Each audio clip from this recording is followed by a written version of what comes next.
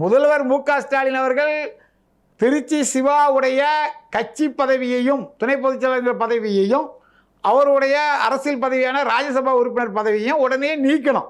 அப்படி நீக்கினாதான் முதல்வர் அவர்கள் ஓரளவுக்கு நேர்மையான முறையில் இந்த விஷயத்தில் செயல்பட்டுருக்காரு மக்கள் ஏற்றுக்கிடுவாங்க. இன்றைக்கி அவர் வந்து சொல்கிறாரு, என்னுடைய கல்யாணத்தை நடத்தி வைத்தவர், கலந்து கொண்டு என்னை வாழ்த்தியவர், எனக்கு பெரிதமாக இருக்குது, காமராஜர் ஐயா வந்தார் அப்படின்னு சொல்லி இப்போ ஒரு அறிக்கை கொடுத்துருக்காங்க. மக்கள் மத்தியில் கடுமையான விமர்சனம் எழுந்த காரணத்தினாலையும் கடுமையான எதிர்ப்பு எதிர்த்த காலத்திலையும் முதல்வர் வந்து இதை சொல்கிறார். இதை சொல்லக்கூடிய முதல்வர் இதெல்லாம் ஏற்கனவே தெரிஞ்ச விஷயம்தான். ஸ்டாலின் ஐயாவுடைய கல்யாண ரிசப்ஷனுக்கு காமராஜர் ஐயா காரில் நேரம் மேடை வரைக்கும் போய் உடல்நிலை சரியில்லாத காலத்தில் மேடை வரைக்கும் அவங்க கார் வர்றதுக்கு வசதி செஞ்சு அதில் போய் இறங்கி காமராஜர் அவரை வாழ்த்தினாருங்கிற வரலாறுலாம் நம்ம ஏற்கனவே படித்த விஷயம்தான். அதிலெல்லாம் தலைவர் யாருக்காக இருந்தாலும் கல்யாண வீட்டுக்கு போவார்ன்றது தெரிஞ்ச விஷயம். அது வந்து அரசியல் மாண்பு. அதுக்கு இதுக்கும் எந்த தொடர்பும் இல்லை. உங்களை வாழ்த்தினார், அதெல்லாம் சரி. தப்பு செஞ்சு திருச்சி சிவா மீது நீங்கள் என்ன நடவடிக்கை எடுத்தீங்க?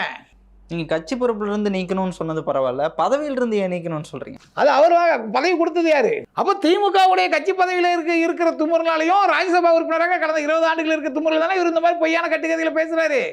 அதனால தானே நம்ம நீக்க சொல்கிறோம். அதனால் அவர் பதவியை நீக்கணுங்கிறது தான் என்னுடைய கோரிக்கை மட்டும் கிடையாது, ஒட்டுமொத்த தமிழக மக்களுடைய கோரிக்கையும் அதுதான்.